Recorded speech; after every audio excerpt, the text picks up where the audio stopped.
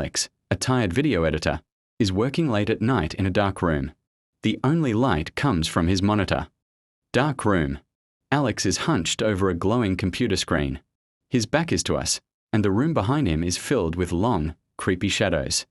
Alex has massive dark circles under his eyes. He is yawning, eyes half closed, clicking his mouse sluggishly.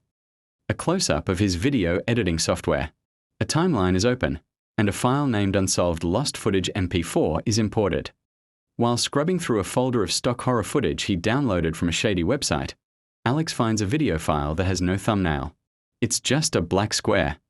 A mouse cursor hovers over a file named Do Not Look AVI. The icon is a broken, glitched file image. Alex raises an eyebrow. His tired expression shifts to slight curiosity. He tilts his head and double-clicks. Alex's finger pressing down hard on the left click button of his mouse click. The video opens. It's a low-quality, shaky camera shot of a dark, abandoned hospital corridor. Nothing is happening. It's completely silent. The video fills the frame, a long grey hallway with peeling paint. A single flickering light bulb hangs from a ceiling. Alex leaning forward, resting his chin on his hand, looking bored. He thinks this is a cliché jump scare video. The camera in the footage slowly pans to the left, revealing a dark open doorway at the end of the hall. Alex notices a tiny strange detail in the pitch-black doorway of the video. Something is moving. Inside the dark doorway, in the video, two faint pale glowing dots appear. They look like eyes, but they are unnaturally far apart. Alex's eyes widen slightly. He stops leaning on his hand and sits up straight. He squints at the screen. The black monitor reflects the dark room, but the silhouette behind Alex is solid, not just a trick of the light.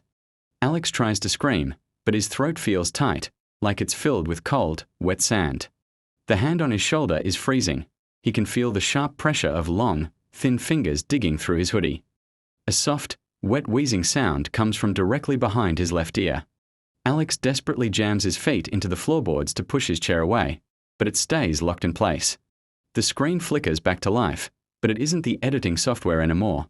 It's a live feed of the room, looking at him from the perspective of the corner.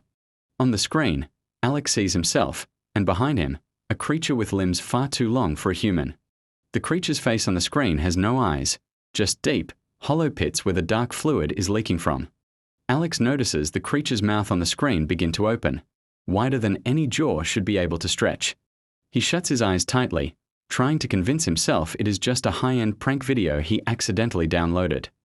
The scratching sound returns, not from the speakers, but from the wooden floor right beneath his feet. His computer speakers emit a distorted, slowed-down recording of his own voice whispering, "Don't look." The pressure on his shoulder increases, and he hears the fabric of his hoodie beginning to tear. Alex forces his eyes open and stares into the monitor, watching the creature on the screen lean closer to his own reflection. The room temperature drops so low that Alex can see his own breath misting in the blue monitor light. He grabs his desk lamp and swings it backward, blindly trying to strike whatever is standing behind him. The lamp passes through the air and hits nothing but cold, empty space. He spins his chair around, eyes wild, scanning the room. The corner is empty. He looks back at the monitor, and the creature is now gone from the screen too. Alex lets out a shaky breath of relief, but then he notices the file on his desktop has been renamed, "I'm Still Here,"